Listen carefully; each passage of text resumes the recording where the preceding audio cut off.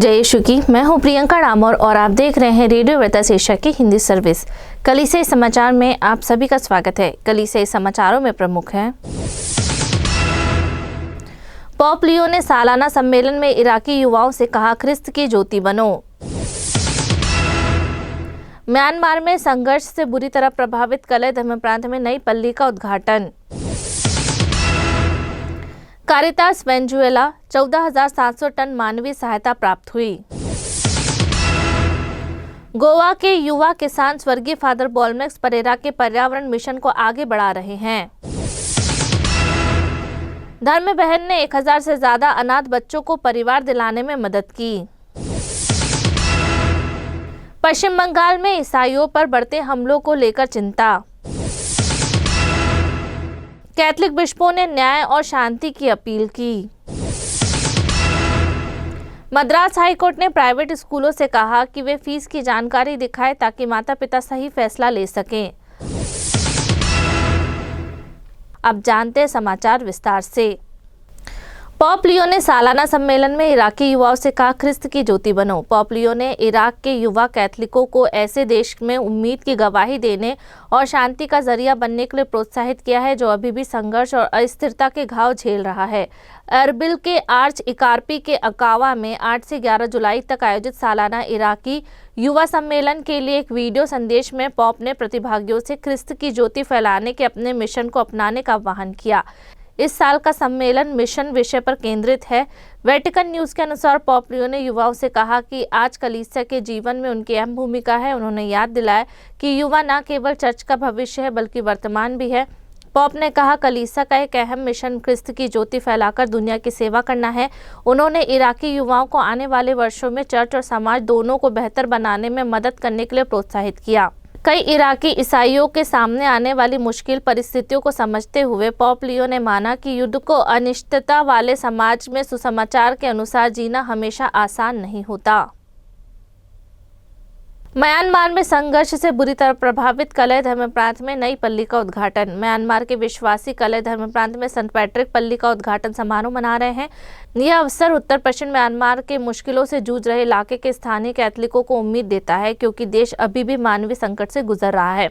उत्तर पश्चिमी म्यांमार में कलह धर्म प्रांत में एक नई पल्ली का उद्घाटन देश के विश्वासियों को चल रहे मानवीय संकट के बीच उम्मीद दे रहा है। परम धर्मपीठीय समाचार एजेंसी फिदेस के अनुसार 600 से ज्यादा कैथलिक, जिसमें से अधिकांश देश के अंदर ही बेघर है, धर्माध्यक्ष फेलिक्स लियान खेनथांग की अध्यक्षता में और 12 पुरोहितों द्वारा आयोजित एक ख्रिस्त याग के दौरान सेंट पैट्रिक पल्ली के ऐतिहासिक उद्घाटन समारोह मनाने के लिए ख्याम म्योन शहर में एकत्रित हुए।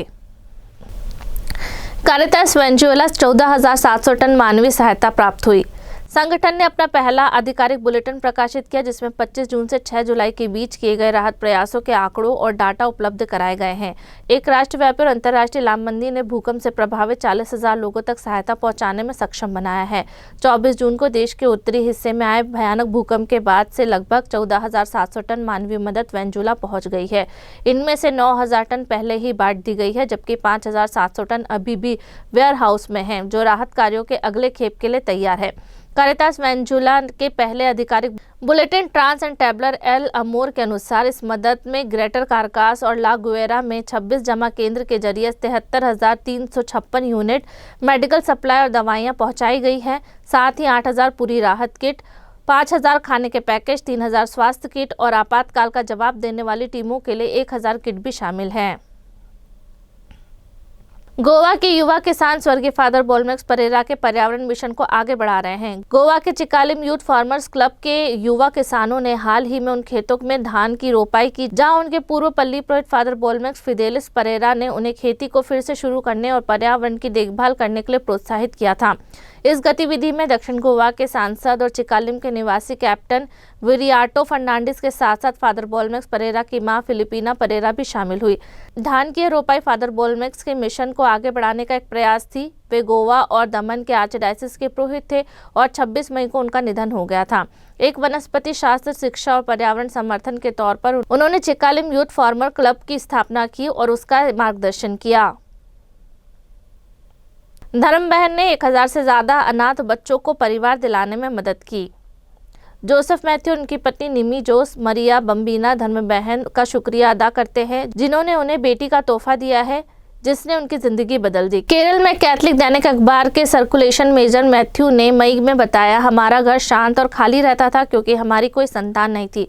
सिस्टर ने हमें तोहफा दिया और हमारी जिंदगी बदल गई। मैथ्यू की बेटी 2015 में 1 साल की थी जब उसके माता पिता ने उसे केरल के एक बड़े शहर कोझिकोड में स्थित सेंट जोसेफ फाउंडिंग होम में गोद लिया था। 1974 में शुरू होने के बाद इस अडॉप्शन सेंटर ने मैथ्यू जैसे परिवारों को 1000 से ज्यादा अनाथ बच्चे सौंपे हैं। सेंटर के प्रेसिडेंट सिस्टर जेन अगोस्टिन ने बताया, हमारा मिशन जीवन को बढ़ावा देना और उनकी रक्षा करना है। केरल सरकार से गोद लेने के मामले को संभालने के लिए अधिकृत यह सेंटर संस्था के सेंट विंसेंट होम का हिस्सा है, जो एक सामाजिक सेवा संस्थान है। पश्चिम बंगाल में ईसाइयों पर बढ़ते हमलों को लेकर चिंता। पश्चिम बंगाल में एक ईसाई संगठन ने समुदाय के सदस्यों, उनके चर्चों और संस्थानों पर इस महीने राज्य भर में हुए कई हमलों के बाद ईसाइयों की सुरक्षा को लेकर चिंता जताई है। बगिया क्रिस्टिया परिसेवा के संस्थापक सदस्य हेरोल्ड मुलिक ने 9 जुलाई को बताया, हमारे चर्चों, संस्थानों और समुदाय के सदस्यों पर हो रहे सुनियोजित हमलों को लेकर हम बहुत चिंतित हैं। उन्होंने राज्य में इन हमलों के पीछे एक पैटर्न देखा है। मुलिक ने कहा, पहले ईसाइयों पर हमले किए जाते हैं और फिर उन पर जबरन धर्म परिवर्तन का आरोप लगाते हुए झूठे मामले दर्ज किए जाते हैं। उन्होंने आरोप लगाया कि पीड़ितों के खिलाफ जनमत बनाने के लिए सोशल मीडिया पर भड़काऊ संदेशों वाले वीडियो फैलाए जा रहे हैं। एक वरिष्ठ चर्च नेता, जिन्होंने अपना नाम गुप्त रखने का अनुरोध किया है, ने बताया कि यह घटनाएं राज्य के कई ईसाइयों के लिए सदमे की तरह है। कैथलिक बिशपों ने न्याय और शांति की अपील की। कार्डिनल पूला एंथनी के नेतृत्व में Catholic bishop conference of India के एक उच्च स्तरीय प्रतिनिधि मंडल ने केंद्रीय गृह मंत्री अमित शाह से मुलाकात की और ईसाई समुदाय को प्रभावित करने वाले मुद्दों पर एक विस्तृत ज्ञापन सौंपा।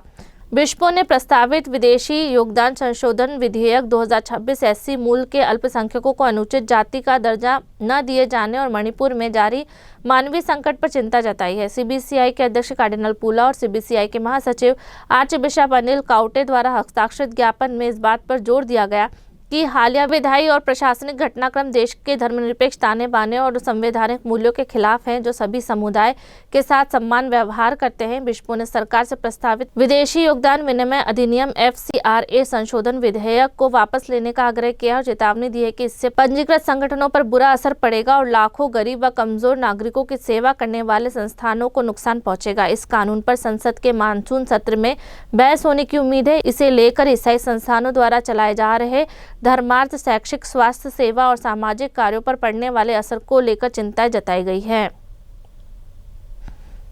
मद्रास हाईकोर्ट ने प्राइवेट स्कूल से कहा कि वे फीस की जानकारी दिखाएं ताकि माता पिता सही फैसला ले सकें। तमिलनाडु राज्य की सबसे बड़ी अदालत ने सभी प्राइवेट स्कूलों को आदेश दिया है कि वे अपनी फीस की जानकारी नोटिस बोर्ड और वेबसाइट पर दिखाएं ताकि माता पिता सही जानकारी के आधार पर फैसला ले सके।